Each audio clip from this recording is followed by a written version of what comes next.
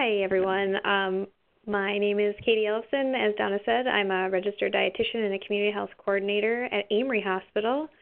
And my colleague, Stephanie Kovarek, she is also a registered dietitian and a community health coordinator. And our primary focus within the community health realm is PowerUp. And if you've not heard of PowerUp, it is a community-wide youth health initiative across the St. Croix Valley and even in the greater Twin Cities now to make it easy, fun, and popular for kids to eat better and move more. So Stephanie and I did work together to build this presentation, and it's got some things that we're both very passionate about and have a many years under our belt working with kids and youth and feeding and tips and tricks for feeding. Stephanie unfortunately couldn't be here today, but she's here in spirit, right? So we are going to talk a little bit about why we power up treats, because treats really are no longer treats. They have become something that are everyday occurrences. They are just everywhere and every day. They're in our schools for rewards, whether it's a little Jolly Rancher or a Dum Dum, or if they've accomplished, maybe a certain reading goal, maybe they get a gift certificate to the DQ. Even in our libraries, that's what's happening. If they read, the 1,000 books before kindergarten, maybe they get some type of, treat food. And so, even think about the bank. At the bank on the counter, there's suckers or Tootsie Rolls. The things that used to be treats just really are everywhere. And so what this has done is created this shift in our food environment. And so it's created a new norm, a new normal. So it's what people, especially young kids, have come to know as normal. And that's what really gets into dangerous territory for the future of our kids' health. And so at PowerUp, that's really why PowerUp exists, is we really are trying to work hard at changing that food environment. So you see that picture there, what, instead of all those cupcakes, what if this, the fruit and veggie platters that are really fun. And we have found time and time again that fruits and veggies, they are delicious, and kids really do like them. It's just about providing a great supportive atmosphere for them, and we're going to talk about more of those tips and tricks today. So that's sort of the plan today, is to talk about tips and tricks in just getting kids to try. So maybe not directly related to Halloween, but then we will kind of go into some Halloween-specific fun things later on. So the beginning of this, though, is really about that food environment and how to encourage kids to try. So let me go forward here. And it works. So like I said on the last slide, kids really do love fruits and vegetables if we give them the chance. Here, I teach PowerUp cooking classes once a month in Amory at Farm Table. They have a beautiful teaching kitchen there. And this is a little guy, Nico, and we did a kind of a Halloween-themed, you can see the picture there of the apple with, it's got a nut butter in it, with some sunflower seed teeth and a strawberry tongue. And so the kids obviously have a really great time putting these together. And when he ate it, his eyes just got big, and he lit up and he said, "Oh my gosh, this is so good." And my response was, "Well, is this the first time you've ever had an apple with peanut butter?" And he says, "Well, no, but this tastes so much better than I remember." And so there's just really something special about, one, the fact that he got to make it, right? And the fact that it's just really silly, right? It's a mouth, it's got a tongue, and so it obviously amplified the delicious factor. And so this is just, we see this time and time again when we make it fun, when we support the atmosphere for good foods with our kids. They want to eat them and they love them. So we're going to kind of get into the tips for trying. And really, as you see here, it says help kids be curious about trying new foods. I think kids have a natural inclination to be curious, and we really should be always, as parents or people in children's lives, trying to foster that curiosity. So that first tip, make food fun and easy. It's so wonderfully fun to give food a fun name, and inviting kids to actually come up with that name. In my cooking class, the kids were talking about all sorts of things like what they could call these creations that we were making, and that just, puts ownership on them as well, to just feel more a part of the process. And so you can see a couple pictures here, some edible eyeballs. You can do, any smoothie that's got any greens in it whatsoever just turns green. You just add a fun, twist to that. If it's for Halloween, you could call it a monster. Adding shapes and colors.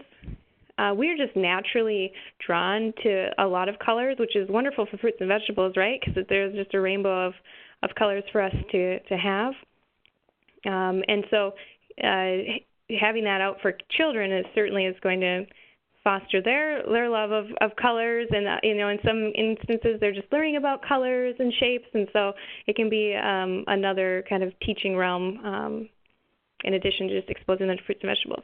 Putting it on a stick. I cannot tell you how many times putting something on a stick or a skewer has made kids try things that you would never expect. I've done a whole cooking class on a stick, and I have to laugh just because you would think it's just so simple.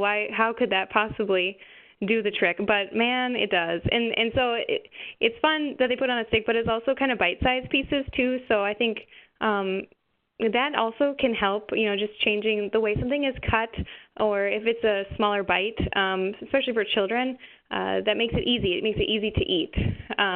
Even though you wouldn't necessarily think having something on a skewer makes it easy to eat, but they just get a kick out of it.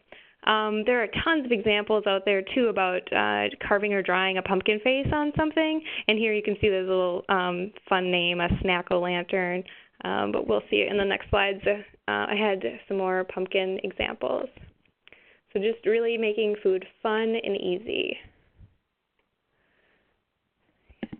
Offer again. So this is something that might not be a new phrase for parents, especially when you're going to your well-child checks and they're asking about, how many fruits and vegetables your children eat, and they tell you that line about it takes 20 to 30 exposures to a food before a child might accept it. And so I'm telling you that again. Kids are unsure about new foods, especially vegetables, and this actually has to do with their taste buds, and so veggies do tend to be a bit more bitter, and the way that children perceive bitter taste is a little bit more amplified than adults, just because of their taste buds and where they're developed. So that does change over time, but this unsureness about foods, new foods especially, is completely normal, right? If you've never seen something before, it makes sense that you'd be apprehensive to put it in your mouth. So, really, really trying to let that frustration go, and if the kids refuse, just stay the course. You're doing a great thing by offering, and so just continue to offer. We also know that offering them prepared in different ways can also make a big difference. So you can see the pictures at the bottom of this slide have broccoli in 5 different ways, from raw to steamed to roasted to a dip to a roasted with some seasoning and cheese sprinkled on top.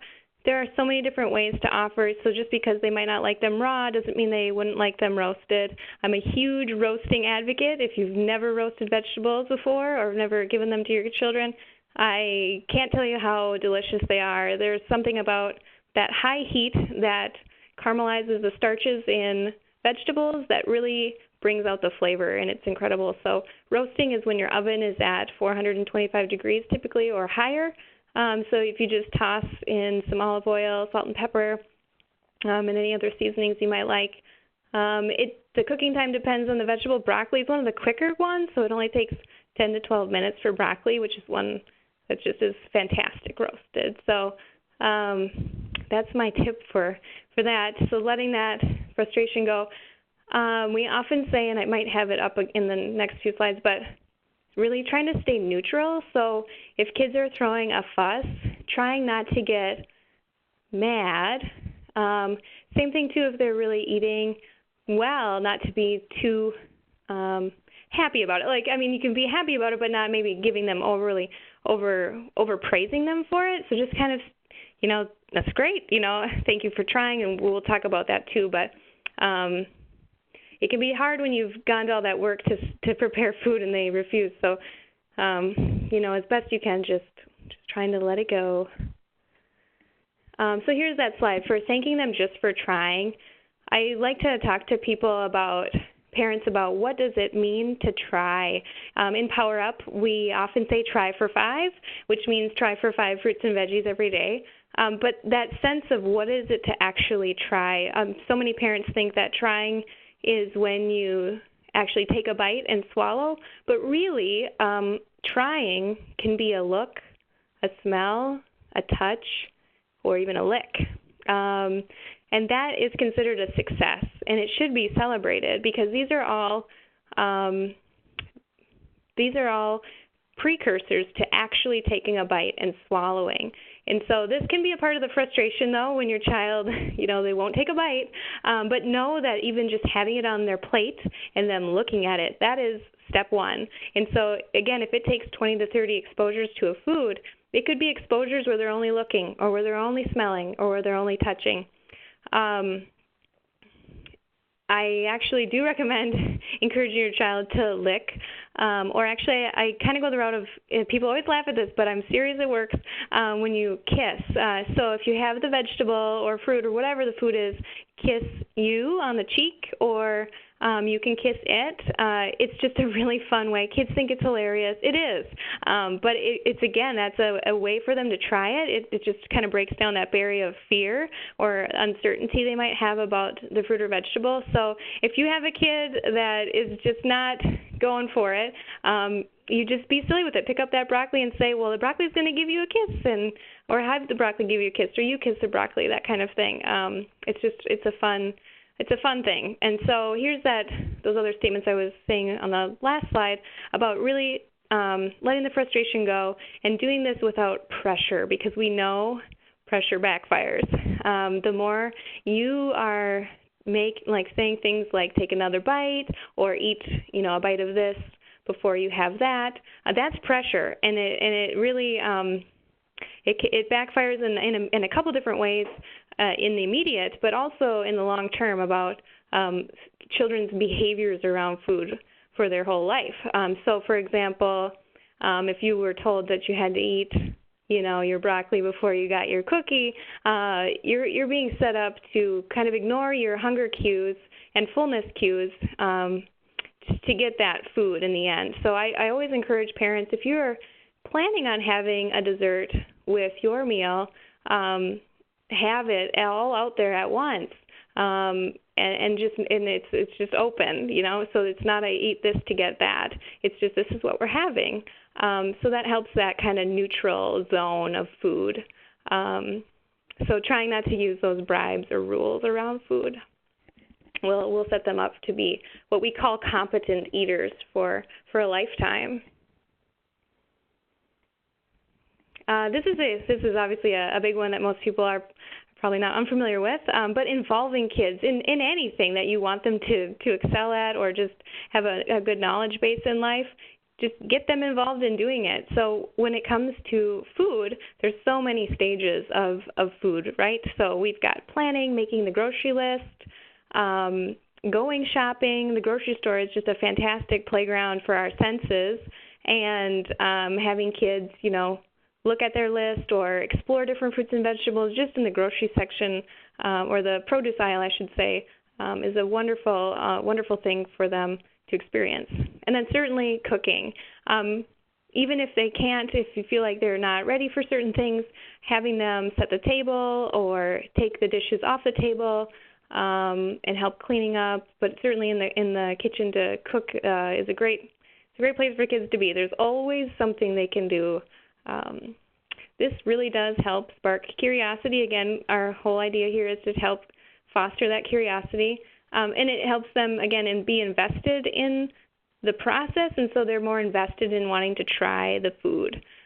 In my cooking classes, nearly every single class, parents tell me, I cannot believe they ate A, B, or C. how did you get them to eat that? I don't do anything. They're just here. They're making it themselves, and they want to try it, So it works. It just does. So not only does it spark this curiosity, but it helps them gain confidence in the kitchen, which this is a huge life skill, right? Being competent in the kitchen, to know how to make a food list, to go shopping, to prepare foods. This is something that they will do forever and ever, and it's one of the most important skills that you can show them, that you can give them. It's a great gift to involve kids. All right, so this is kind of one that maybe catches some people off guard, I guess, for trying foods, but kids really thrive in routine.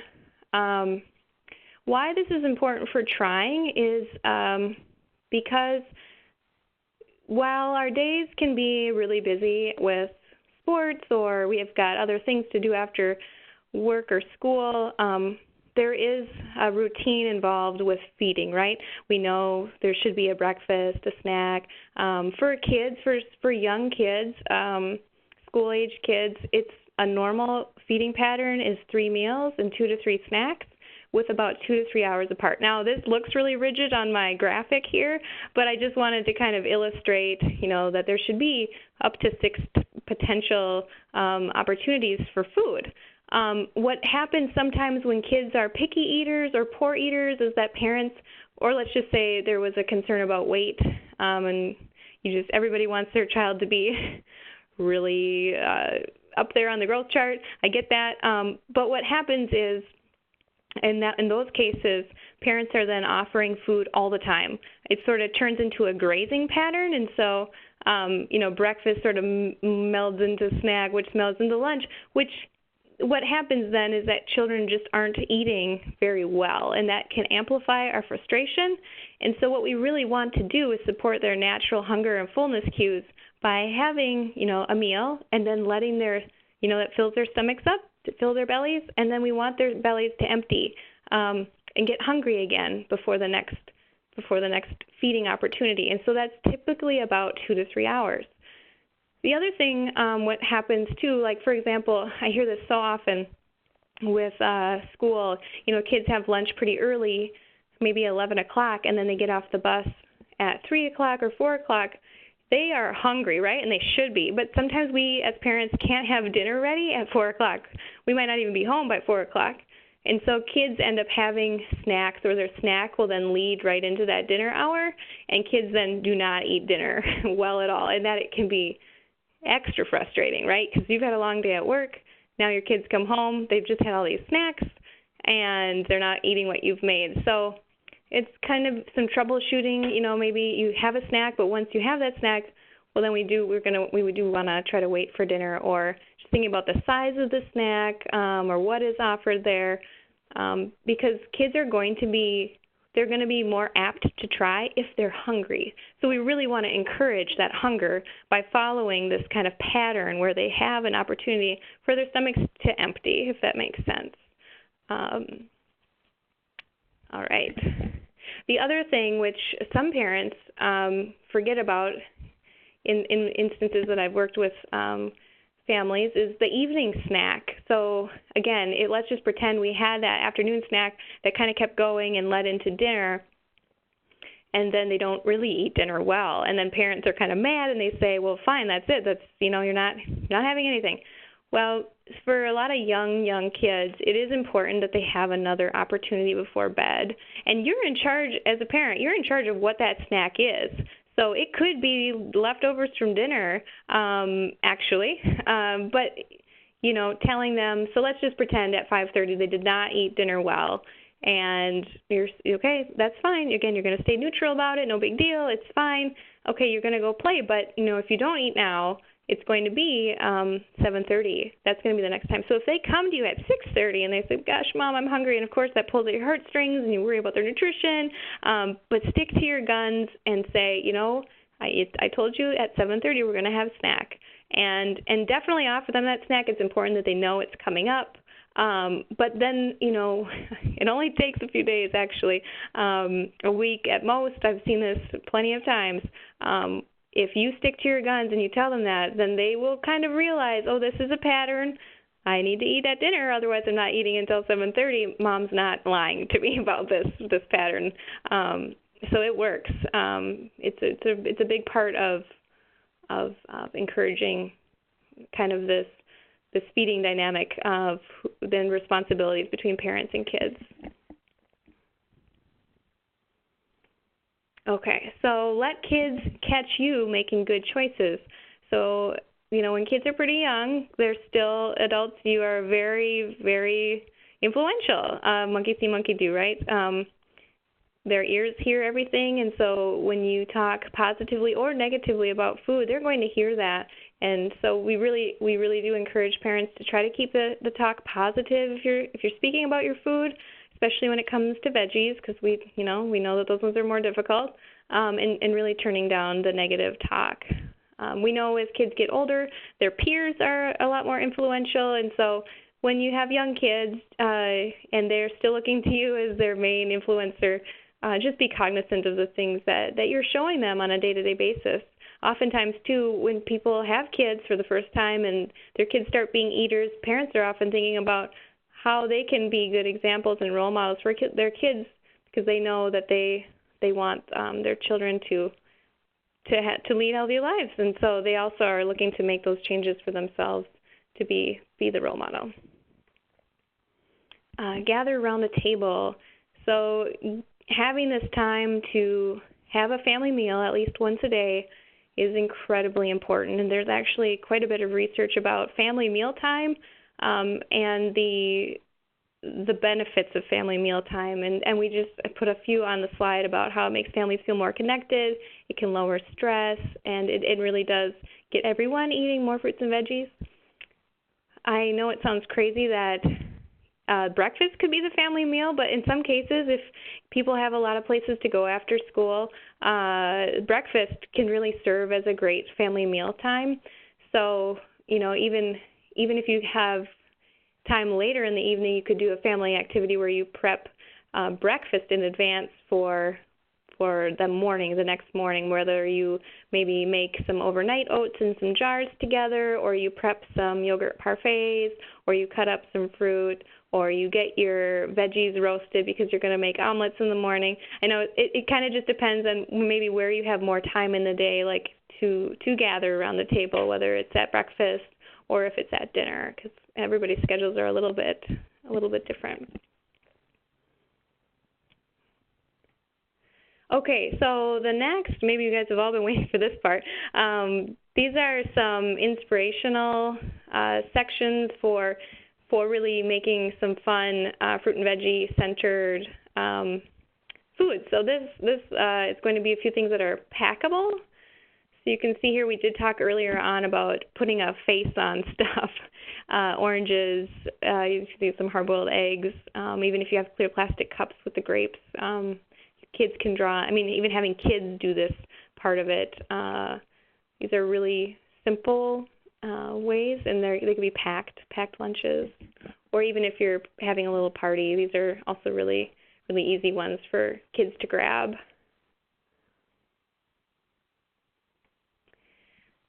Wrapping, I saw there's plenty of examples out there of things wrapped in a gauze or maybe a cheesecloth with some googly eyes, and if you've never bought your kids a pack of googly eyes, I'd highly recommend it because they're just the funniest things and they can go anywhere. So even on your fruits and vegetables. I do also like this example of the banana where you're really not, you could draw on your banana with a marker, but you just use a toothpick. You can see that they did the spider on the left, and then just use a spoon to, if you just press into it and you do that in the morning, it'll show up by lunchtime if that's something you packed in their lunch. So parties, here are just numerous examples of pumpkin platters made from either fruits or vegetables or a combination of both. They're really fun, would be fun for a party. In some of my cooking classes, I actually will have kids make kind of mini versions of these, so they make kind of a personal plate of a face of some kind. And so you could also do this on a miniature scale if you wanted to have the kids build their own. Here's also some more Platters. Again, the one with the toothpicks that looks like the candy corn, but it's a pineapple, a mandarin orange. That one is one that you could have the kids build, certainly. They'd really like that. And again, at the googly eye monster at the bottom left. I actually have made the skull at the bottom right. It takes a little bit of finesse, but really a crowd pleaser, I'll say.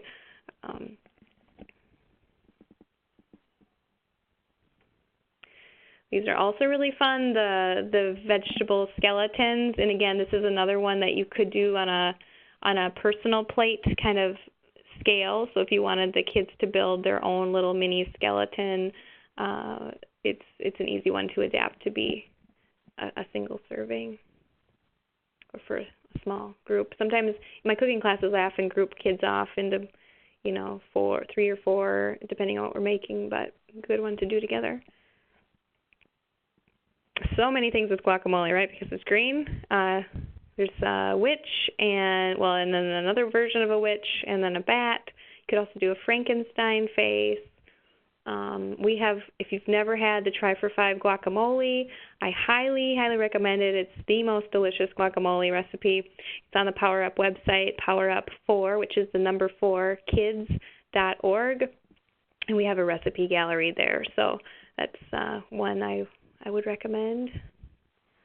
Although I don't know I know avocados can be iffy this time of year, but.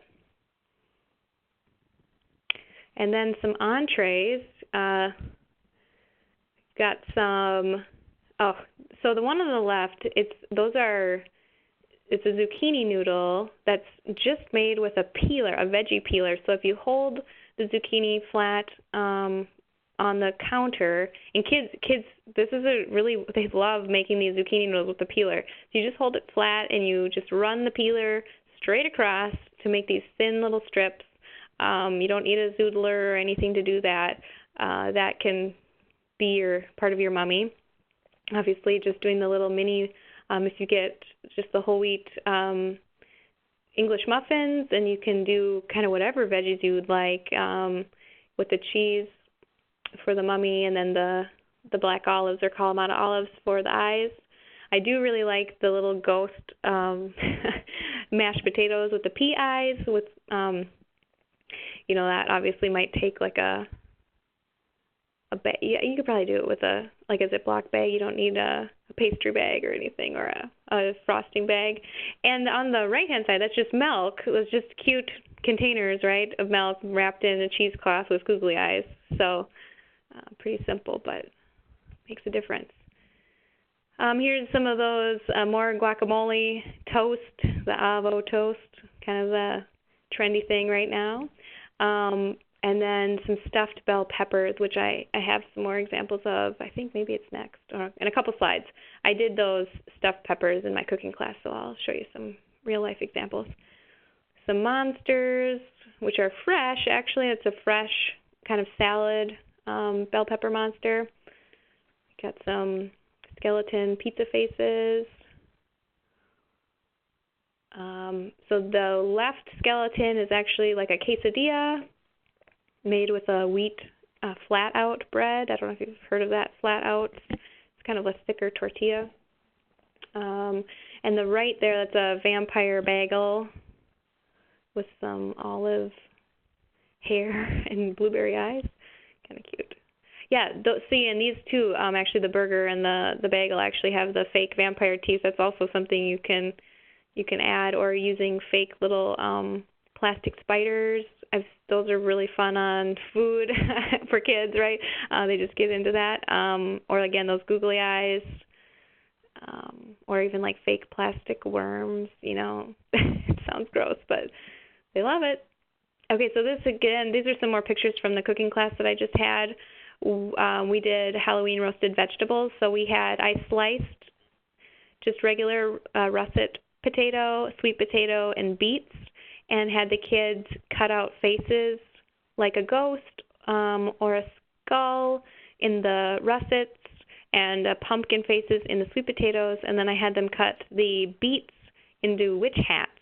And so I actually had them use pumpkin carving knives because of the intricacy of just making those cuts. It would be really challenging with an actual paring knife.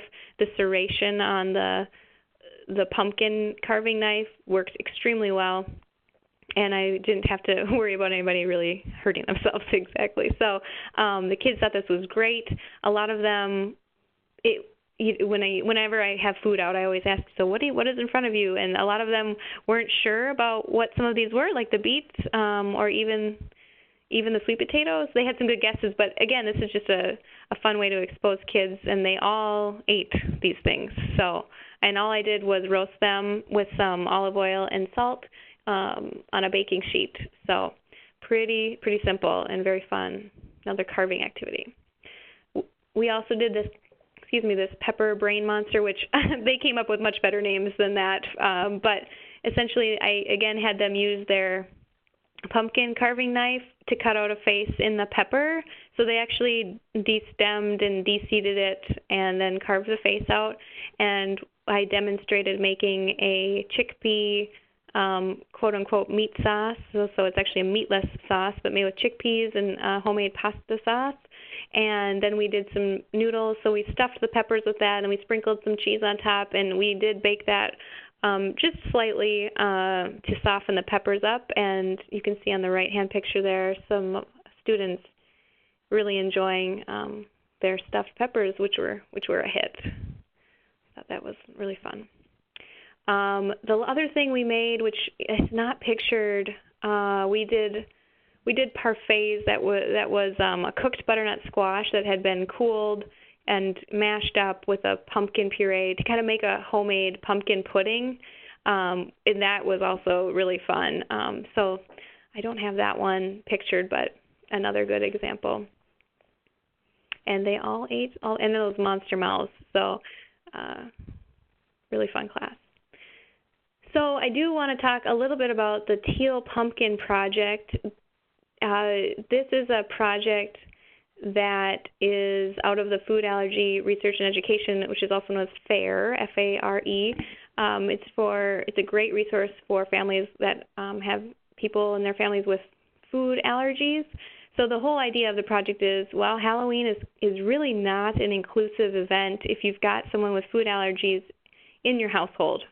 So if you think about all the things that are given out at Halloween, there's usually not always, there's a lot of candy with dairy, there's a ton of candy with nuts, and these are things that those are in the top 8 food allergens, and so it just really doesn't make Halloween a very fun time for these families. So there's this Teal Pumpkin Project. So the idea is that you have non-food Halloween treats available to give out to kids who are coming around trick-or-treating. And so that if you go on to the website, if you just, the Food Allergy Research and Education website, and you click on their Teal Pumpkin Project, you can get free signs that they've already made up. You could actually get templates to decorate your pumpkin with that face on there, or paint a pumpkin teal. The idea is to just really designate your household as allergy-friendly. And so they've got great resources, too. They've got this list of non-Halloween treats out there that you can also access on their website. I've just put them on the slide here. Plenty of good, pretty inexpensive, some of them options like the spider rings, even pencil toppers. Again, kids just love any of these little things. I guess in the next slide I'll talk about some of that. But kids I can't ever get over how much kids love this like trinkety stuff. So that's the other thing I did want to say earlier on about Power Up. When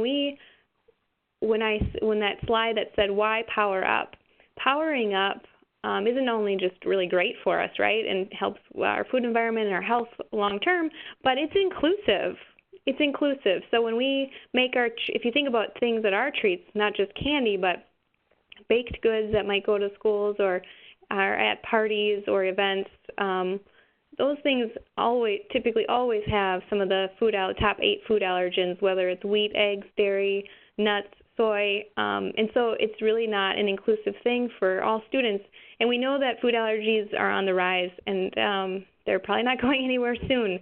So we're going to encounter this more and more. So when you have to bring something to your child's class, if that's an option for you, thinking about a way to be inclusive is really to power it up. If we keep fruit and veggie centric items or non-food items at the top of mind, we're really involving everyone. Okay, and so the other part of Halloween that Power Up is involved in is we have something called the Candy Trade-In. And we've been doing this for a number of years in partnership with our dental clinics. And what happens is kids can bring in their candy to the listed clinics here the first 2 days after Halloween and trade them in for a Power Up prize. And what happens is we invite kids to write a thank you card to active duty military, and so this candy actually gets sent overseas or to an active base with the thank you letters to our troops. So this is where those trinkets come in. When I've been at these trade-ins and kids, they love trinkets. I don't know. They're just happy to give their candy away to get a little trinket, and certainly it's heartwarming to see a lot of the messages that they write in the cards as well. So you can find more information about these on our website as well if you're looking to access this at another time to see if there's one close to you. Yeah. So that wraps up the tricks and treats for Power Up. I would love to have any questions if you have any. If not, thanks for joining, and I hope that you have a great and festive fall season. Oh yeah, so there is the chat feature if you wanted to type a question in. And if not, like I said, thanks for joining us today.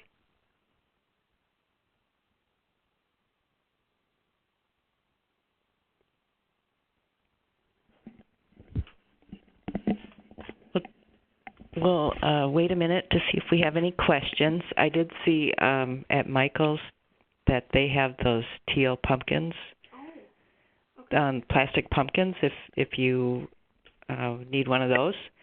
So I thought that was pretty neat.